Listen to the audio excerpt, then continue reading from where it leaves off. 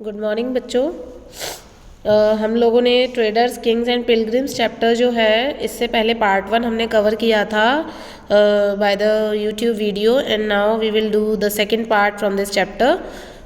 The story of the silk route हमने discuss किया था कि किस तरीके से चोलास, चेरास एंड पांड्यास 3 तरह के जो ये फैमिलीज़, रूलिंग फैमिलीज़ थी और इनको मूवेंदार के नाम से जाना जाता था। और मैंने आपको बताया था कि इनकी जो है दो इम्पॉर्टेंट सेंटर्स थे रूलिंग के, और मैंने इनमें से बताया था आपको पुहार या कावेरीपट्टनम एक पोर्ट था चोलास का इम्पॉर्टेंट, और मदुराई जो है वो पांड्यास की कैपिटल हुआ करती थी। गौतमी पुत्र के बारे में हमने जाना था।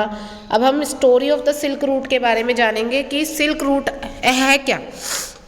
सिल्क क्या है बच्चों, आपको मालूम है कि it's a type of fabric जो कि एक सिल्क वॉर्म से हमें मिलता है।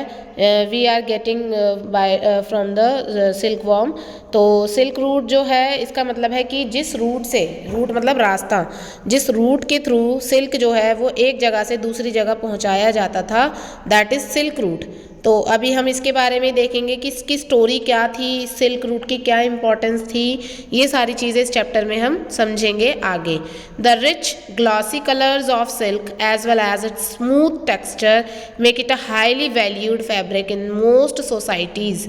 यानी कि जो सिल्क का जो कपड़ा है, आप खुद भी देखना, आपकी मदर की साड़ी होंगी या फिर आपका खुद का कोई ड्रेस होगा तो बहुत शाइन करता है एंड बहुत ही ज़्यादा मलमल जैसा, मतलब बहुत सॉफ्ट होता है, ग्लॉसी होता है सिल्क का जो कपड़ा होता है। तो इसकी बहुत ज़्यादा वैल्यू थी इस फैब्रिक की। Making silk is a complicated process, यानी कि जो सिल्क बनाना है वो एक बहुत ही कठिन काम हुआ करता था, सिल्क बनाना ईजी नहीं था। रॉ सिल्क जो है वो मैंने आपको बताया सिल्क वॉर्म का जो कोकुन होता है उससे मिलता है हमें, और फिर उससे स्पिन करके यानी स्पिन करके उसको धागा बनाया जाता है। देन उसके वुवन यानी उसकी बुनाई करके कपड़ा बनाया जाता है। Techniques of making silk were first invented in China around 7000 years ago. अब इसमें देखिए ये लाइन आपको मार्क करनी है, पहली बार जो है चाइना में 7000 साल पहले जो सिल्क है इसको इन्वेंट किया गया कि किस तरीके से सिल्क जो है वो यूज़ किया जाएगा या कैसे बनाया जाएगा। The methods remained a closely guarded secret for thousand of years. Some people from China who want to distant land on foot. ठीक है, ये लाइन अंडरलाइन कर लेना आप लोग। उसके बाद है यहाँ ये बताया गया है कि जो चाइना है वो इसको काफ़ी दूर से मंगाया जाता था, हॉर्स बैक यानी घोड़ों की कमर पे लाद के या कैमल्स यानी ऊँट के कमर पे लाद के ये जगह जगह भेजा जाता था चाइना से। The path they followed came to be known as the silk route. और चाइना से जब ये जो सिल्क है, जब हॉर्स की बैक पर रख के या कैमल की बैक पर रखकर जब एक जगह से दूसरी जगह जिस जगह ले जाया जाता था, जिस रास्ते से ले जाया जाता था यानी जिस रूट से ले जाया जाता था, that was silk route. Is it clear? तो ये है silk route. Sometimes Chinese rulers sent gifts of silk to rulers in Iran and West Asia. यानी कि कभी कभी क्या होता था कि चाइनीज़ रूलर्स जो हैं वो सिल्क जो है उसको गिफ्ट के फॉर्म में भी ईरान या वेस्ट एशियाज़ के रूलर्स को भेजा करते थे। एंड वहाँ से क्या हुआ कि सिल्क नाम का भी कोई फैब्रिक होता है, इसकी नॉलेज जो है वो वेस्ट तक पहुंची, यानी वेस्टर्न कंट्रीज तक पहुंची, यूरोप वगैरह में। Then about 2000 years ago wearing silk became the fashion amongst ruler and rich people in Rome. और 2000 साल पहले क्या हुआ कि जो सिल्क पहनना है वो एक फैशन या ट्रेंड हो गया। जैसे कि आज के टाइम में आप देखते हो ना कि जो फैशन में चल रहा है तो उसी हिसाब से ड्रेस खरीदना। देन उसी तरह क्या था उस टाइम पीरियड में भी जो सिल्क है वो एक फैशन का फॉर्म बन गया। और रोम में जो जितने भी रूलर्स थे, रिच पीपल थे यानी रिच सोसाइटी के लोग थे, वो सिल्क को पहनना अपने लिए एक फैशनेबल चीज़, एक लग्जूरियस चीज़ या रॉयल चीज़ माना करते थे। It was very expensive. ये जो है इसको पहनना या इसको यूज़ करना इतने इसलिए रॉयल या इतना माना जाता था बिकॉज ऑफ ये बहुत महंगा हुआ करता था, एक्सपेंसिव था। as it had to be brought all the way from China along dangerous roads through mountains and deserts।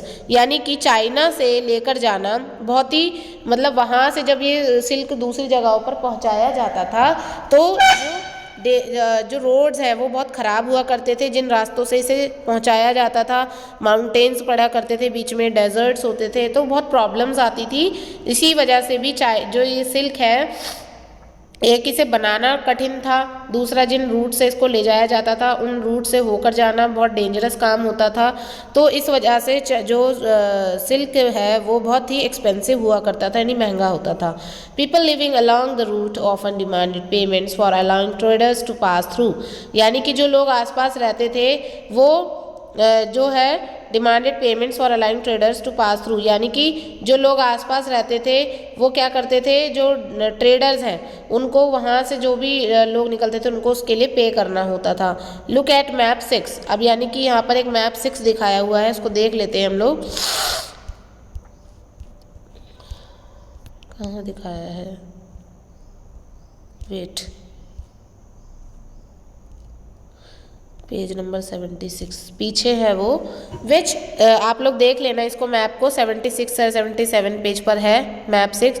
इसमें सिल्क रूट दिखाया गया है और उसकी ब्रांचेस, यानी कि जो रूट थे वो कहाँ कहाँ से होके जाते थे, इसको देख ही लेते हैं, काम करते हैं, रुकिए, या मैं अभी आपको दिखा दूंगी ये, ठीक है। उसके बाद which shows the silk route and its branches, some kings tried to control large portions of the root.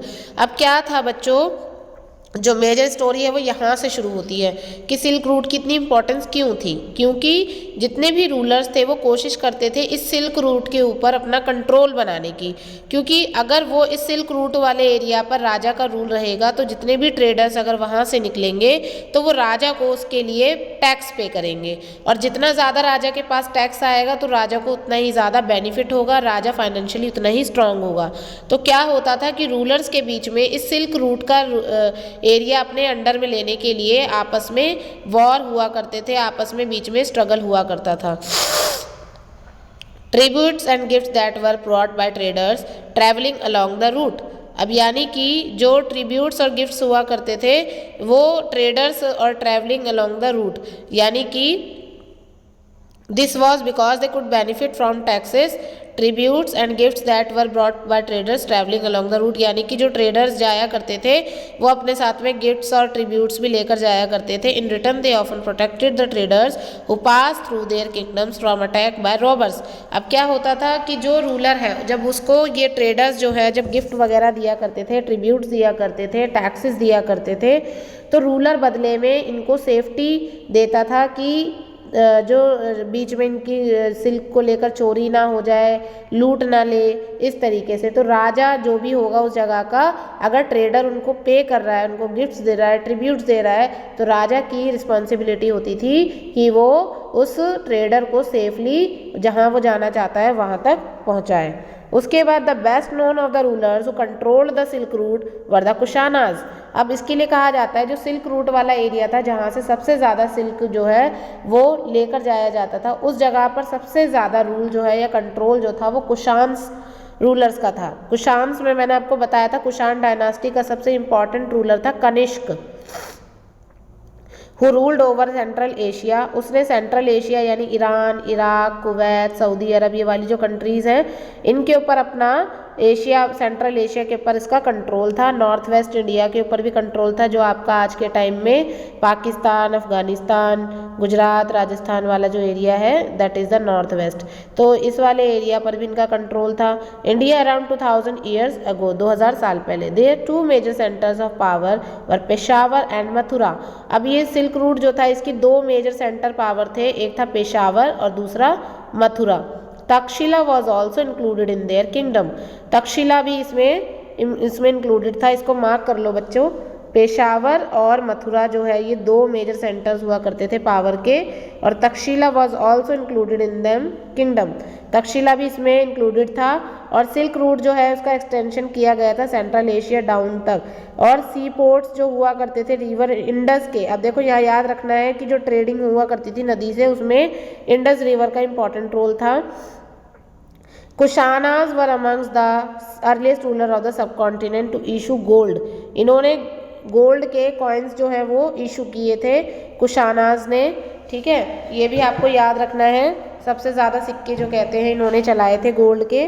These were use by trader along the silk route, और ये इसको यूज़ करते थे यूज़ किया करते थे ट्रेडिंग के लिए सिल्क रूट के। ठीक है, अब क्वेश्चन है why do you think it would have been difficult to use cards along the silk route. अब ये जो क्वेश्चन है ये वाला बच्चों, इसमें ये कहा गया है कि जो सिल्क रूट है उससे कार्ड्स को ले जाना क्यों टफ था, because of the roads are very dangerous, the roads were very dangerous and mountains and deserts are also passing through the silk route. That's why that have been difficult to use carts along the silk route. Next है silk was also sent from China by sea. Trace the routes on map. ये वाला तो आप छोड़ दो, पहला वाला ये क्वेश्चन आपको करना है। उसके बाद है द स्प्रेड ऑफ बुद्धिज्म। अब क्या होता है, अब बुद्धिज्म आएगा आगे। अब इसमें क्या है कि जो कुशाना रूलर है कनिष्क, उसके बारे में बताया गया है। द स्प्रेड ऑफ बुद्धिज्म यानी कि बुद्धिज्म कैसे आया, क्या हो रहा था बच्चों। बुद्धिज्म जो है ये अभी इससे पहले जो हमने चैप्टर पढ़ा था, जब हमने बुद्धिज्म और जैनिज्म के टीचिंग्स भी किए थे, तो हमने उसमें देखा कि सोसाइटी बहुत कॉम्प्लेक्स होती जा रही थी because of Hinduism rituals. That's why क्या हुआ कि एक न्यू रिलीजन इमर्ज हुआ, that was Buddhism, and after the Buddhism Jainism also emergent in society. The most famous Kushana ruler was Kanishka. जो सबसे फेमस रूलर हुआ करता था जब बुद्धिज्म स्प्रेड हो रहा था, तो उस टाइम पे कुशाना डायनास्टी जो चल रही थी उसका एक इम्पॉर्टेंट रूलर था कनिष्क। ये बहुत इंपॉर्टेंट है बच्चों, इसको मार्क कर लेना अपनी बुक में। ये जो मैं मार्क करती जा रही चीज़ें आपको मार्क करनी है, क्योंकि इस पर 1 मार्क्स के क्वेश्चन आपके बन सकते हैं। Who ruled along 1900 years ago, he organized a Buddhist council where scholars met and discussed important matters। यानी कि जो कुशान रूलर्स थे इन्होंने एक जो है बुद्धिस्ट काउंसिल बना रखी थी, ऑर्गेनाइज की, जिसमें कि स्कॉलर्स बैठते थे और इम्पॉर्टेंट मैटर्स को डिस्कस किया करते थे। अब कुशानास का एक पोएट था जिसका नाम था अश्वघोष, ये आपको याद रखना है। ये इसने एक बायोग्राफी लिखी थी बुद्धा के ऊपर, बुद्ध चरित, ये बहुत इंपॉर्टेंट है, बुद्ध चरित।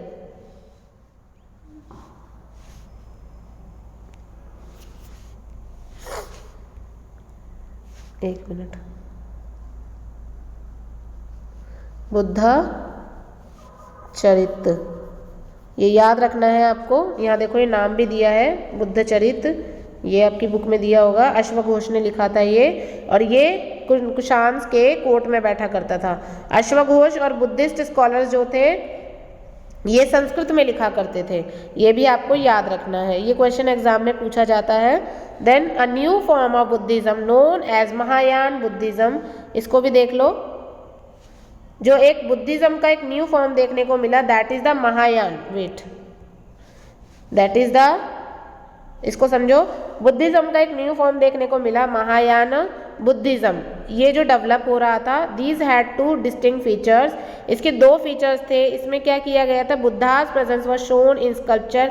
अब क्या था, महात्मा बुद्ध को पहले सिर्फ किसी भी ट्री, किसी भी इमेजिनेशन के फॉर्म में पूजा की जा रही थी उनकी, but now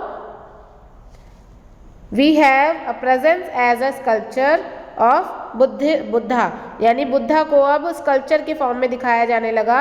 this attainment of enlightenment was shown by sculpture और द पीपल ट्री, इसको पीपल ऑफ ट्री के रूप में, जहाँ पर उनको ज्ञान की प्राप्ति हुई थी, उसके फॉर्म में दिखाया जाने लगा महात्मा बुद्ध को।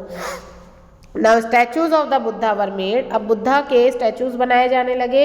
मथुरा में तो बहुत ही बनाए गए, while others were made in Takshashila, और बाकी जो थे वो तक्षशिला में बनाए गए। अब सेकंड जो चेंज आया बुद्धिज्म में, वो देखा गया कि बोधिसत्व के रूप में उनको पूजा जाने लगा।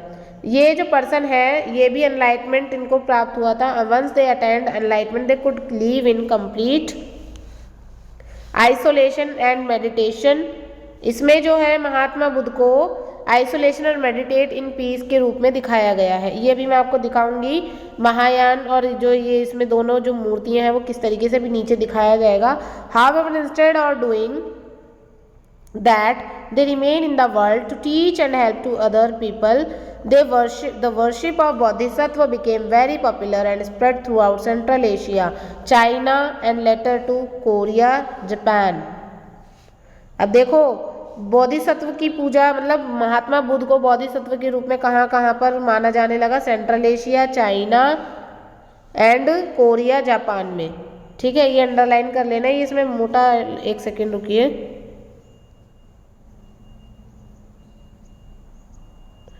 इसमें क्या, इसमें थोड़ा सा मोटा हो रहा है, तो ये आप लोगों को ध्यान रखना है। ठीक है, उसके बाद है Buddhism also spread to western and southern India. Buddhism जो है वो वेस्टर्न और सदर्न इंडिया में फैल रहा था। वेस्टर्न इंडिया मतलब राजस्थान, गुजरात, पाकिस्तान भी इंडिया का ही पार्ट था तब तो, और southern India that means Kerala, Karnataka, Maharashtra और जो तमिलनाडु, आंध्र प्रदेश, ये वाला area. Where dozens of cave were hollowed out of hills for monks to live in. यहाँ पर क्या था, महात्मा बुद्ध को जो मानने वाले थे उनको फॉलो करने वालों के लिए मॉन्क्स बनाए गए थे, केव्स बनाई गई थी जिसमें कि वो रुका करते थे। एक मिनट,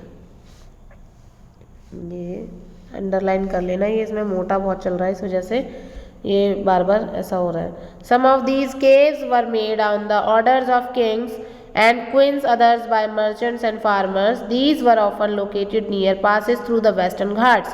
वेस्टर्न घाट के पास में क्या था, बहुत सारे किंग और क्वींस जो थे उनके ऑर्डर, उनके कहने पर केव्स बनाई गई।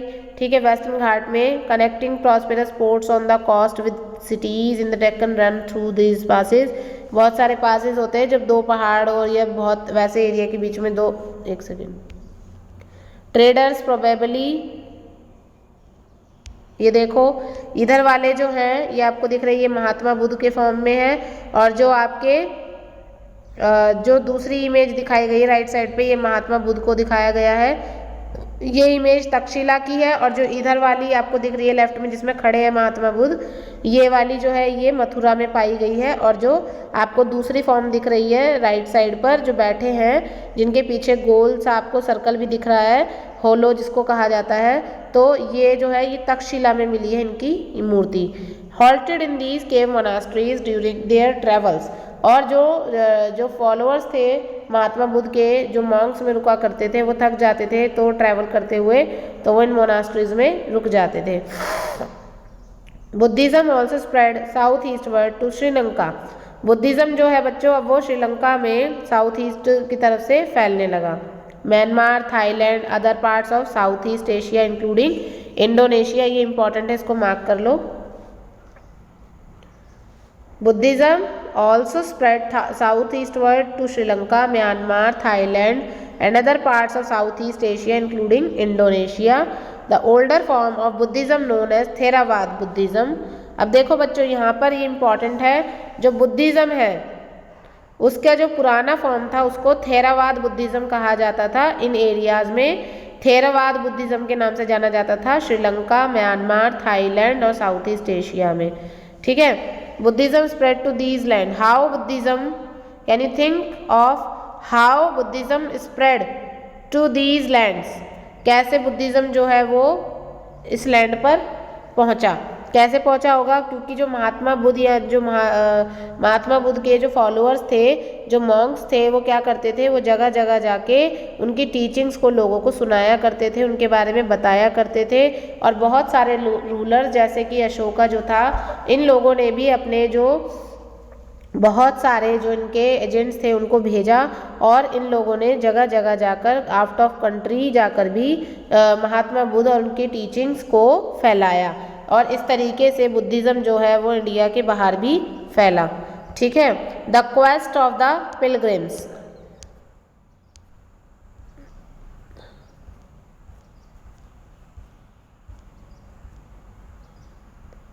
अब इसका मैं आपको एक और वीडियो अलग से बनाऊंगी, नहीं तो बहुत बड़ा हो जाएगा, फिर आप नहीं देखोगे, तो इतना आपको देखना है। ये अभी मैं आपको एक और वीडियो भेजूंगी, वेट। तो आप लोगों को ये वीडियो ध्यान से देखना है सभी बच्चों को, और इसमें जो इम्पोर्टेंट चीज़ें मैंने मार्क करवाई हैं बीच बीच में वो भी मार्क करनी है, और ध्यान से चैप्टर को खुद से भी एक बार बुक से पढ़ना है।